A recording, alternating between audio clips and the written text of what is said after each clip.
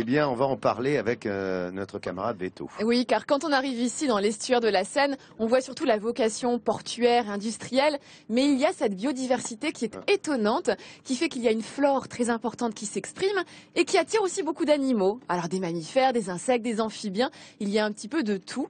Et c'est pour ça d'ailleurs qu'en 1997, la baie de Seine a été nommée, classée réserve naturelle nationale.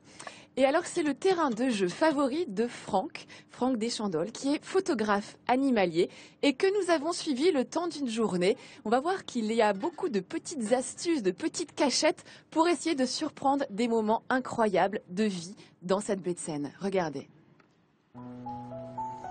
À quelques pas du Havre, on peut découvrir des paysages encore vierges de la Seine-Maritime, peuplés d'animaux sauvages. Farouches, ces goélands ne se laissent pas approcher facilement. Seul le soleil au petit matin aura la chance de caresser leur plumage. Dans cet écrin d'albâtre et désertique, les hommes se font rares. Ils ne viennent que ceux comme Franck qui savent apprécier la beauté unique de cet endroit. Ce que j'aime, c'est le lieu vraiment qui est très sauvage et surtout la lumière aussi. Avec les reflets sur les parois des falaises, c'est absolument sublime. C'est vraiment un endroit que j'affectionne particulièrement ici. Oui. Franck n'est pas seulement un fin connaisseur des paysages de sa région. En tant que photographe animalier, il connaît la faune locale par cœur. Il l'immortalise depuis plus de 20 ans. Ici, des cormorans. Là, un goéland. Et c'est au pied des falaises que Franck retrouve cet oiseau bien connu des côtes normandes. Alors, ce sont en fait des jeunes et des immatures de goélands argentés. C'est une espèce assez présente par chez nous. Alors sa particularité, surtout au Havre, en fait, c'est de nicher sur le toit des maisons, des immeubles. Et donc, il cause, c'est vrai, parfois quelques nuisances, notamment par son cri de bonne heure le matin. Sans doute se le permettent-ils car il demeure une espèce protégée. Mais le terrain de jeu favori de Franck, c'est la baie de Seine. À 2 pas du pont de Normandie, on peut surprendre un héron derrière les roseaux ou assister en direct au ballet du lac des Cygnes. Mais ce n'est pas ce qui intéresse Franck et Philippe, son binôme, qui l'a rejoint. Ces aventuriers sont à la recherche de l'oiseau rare, un butor étoilé. Pour l'avoir, ils vont devoir ruser en utilisant une technique très particulière dite à l'affût. Après avoir repéré ses habitudes, ses endroits de passage, on va donc installer ce qu'on appelle un affût, c'est une petite cabane dans laquelle on se cache pour l'approcher, pour pas qu'il ait peur, et pour pouvoir le photographier si on a de la chance. Et là, pour une fois, on a de la chance d'avoir du soleil en Normandie, ouais. Donc on va se mettre dans l'affût. C'est parti. Un affût, c'est donc ça, une sorte de petite tente d'où ne dépassera que l'objectif de l'appareil photo. Le matériel installé, Franck et Philippe vont pouvoir rejoindre le marais. D'accord, oui, ça marche. Attention où tu vas. Dans la chaleur et les piqûres de moustiques, l'attente débute. Donc, il n'y a plus qu'à espérer que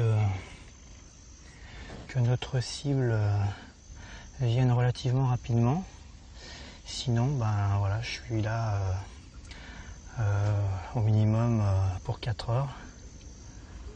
4 heures d'attente. Malheureusement, l'oiseau sauvage ne viendra pas cette fois-ci. Nos photographes ne seront pas récompensés de leurs longues heures d'attente. On va continuer. Donc, bilan des opérations, on est bredouille. Mais voilà, c'est la photographie animalière. Il faut venir plusieurs fois pour obtenir des résultats. C'est pas du premier coup, ça arrive parfois, mais il faut persévérer surtout. Ouais, la patience, la patience. Il faut être humble. Patience, humilité, mais aussi passion sont les maîtres mots de ce métier difficile. Heureusement pour eux, Franck et Philippe auront d'autres occasions de capter au cœur de la faune normande des instants uniques comme ceci.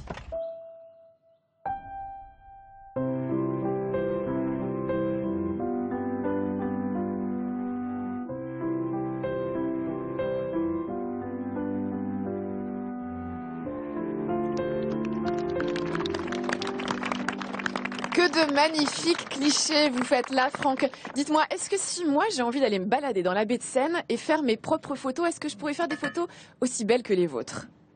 Alors je dirais oui et non. Parce qu'en fait, bon, il faut déjà une bonne condition physique. Bon, je suppose que vous êtes en forme. Je suis en très grande forme. Super forme. Ensuite, bon, il faut un minimum de matériel photo, bien sûr.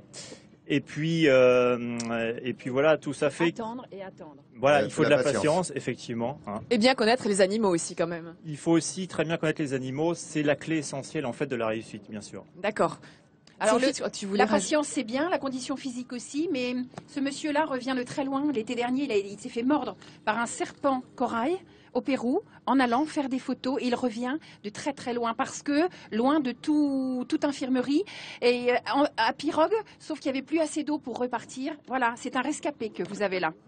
Eh bien, rescapé en plus qui a fait une très très belle exposition au Havre ces derniers mois, car le Havre a mis en place une exposition photo qui s'appelait Safari Urbain, qui permettait de mettre en avant eh bien, la diversité de la faune locale havraise. Regardez ces magnifiques photos. C'est des photos qui ont été prises grâce à une technique qui a été mise au point par vous, Franck, et puis votre Philippe que l'on a vu dans le reportage, avec des systèmes d'obturateurs rapides que vous avez conçus vous-même pour faire des prises de vue haute vitesse grâce au flash. Et alors, vous avez obtenu vraiment des images magnifiques et tout ça s'est inscrit dans le plan biodiversité de la ville du Havre, en partenariat avec de nombreuses associations environnementales. Finalement, la faune que l'on voit ici au Havre, c'est pas la plus impressionnante, c'est pas forcément la plus rare, mais c'est quand même étonnant de la voir dans des conditions aussi exceptionnelles. Je vais revenir sur quelques images que l'on a vues là dans ces photos que j'ai trouvées magnifiques. Regardez ce renard, ce renard qui est devant la centrale thermique, c'est quand même hallucinant. Je pense qu'ils trouvent de quoi se nourrir quand même ici, hein, avec les bateaux qui arrivent, etc. Je pense qu'il y a de quoi faire. Regardez ensuite cette fameuse chouette. Elle va arriver la chouette, voilà. La chouette effraie devant la Vierge Noire du quartier de Graville. C'est quand même incroyable, hein, cette image. Moi, je la trouve... la Dame Blanche et la Vierge Noire, si c'est pas poétique ça. Et puis une autre petite chouette, la chouette Hulotte, là regardez, que l'on voit dans son petit trou d'arbre qui est caché avec la ville juste derrière. Moi je trouve c'est bien que parce que c'est une belle représentation de cette ville du Havre. Tu vois ce que je veux dire? Effectivement. C'est-à-dire qu'on est en plein urbanisme, une modernité incroyable et en même temps il y a cette faune qui est là et il arrive à les capter. Exactement, qui est là et qui se développe. Il y a quand même une diversité qui est assez incroyable. Il faut juste savoir regarder, prendre le temps de regarder ce qu'il y a chez nous. Exactement. Et justement, eh bien, la ville du Havre souhaite sortir l'an prochain un livre justement sur cette exposition. Donc tous les Havrais pourront retrouver, toute la France entière, ces magnifiques images. Je vais continuer avec d'autres livres. Ça, c'est justement un livre de Franck sur la faune de Normandie. Donc un livre bien évidemment que je vous conseille. Et puis un autre livre qui est aussi mon coup de cœur, c'est celui-ci. C'est Afrique Terre Sauvage aux éditions Gallimard de Alex Bernasconi, un photographe animalier incroyable qui fait des images superbes, vraiment étonnantes, poignantes, touchantes. Eh bien, ce livre, je ne peux que vous le conseiller. Voilà, c'est mon coup de cœur. Je vous mets toutes les informations sur le site france3.fr, bien évidemment. Merci Franck. Merci Franck, merci beaucoup Hélène, qui est venu nous retrouver et qui nous suit. Il y a Franck aussi, le photographe là. Viens Franck.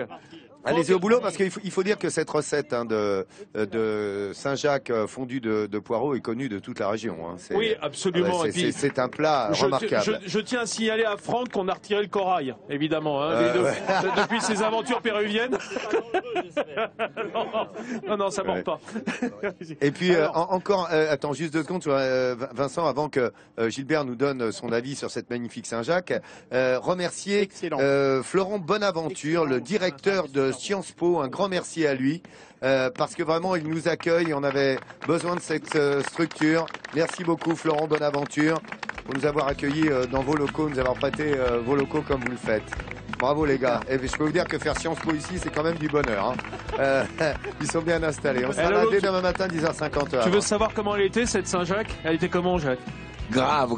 Ah ouais tiens, ça m'aurait étonné. Merci à Jacques Mioc. Merci beaucoup, mon Jacques, d'avoir été avec nous, le magicien, comme on l'appelle. Vous savez quoi? Il est bientôt midi en France.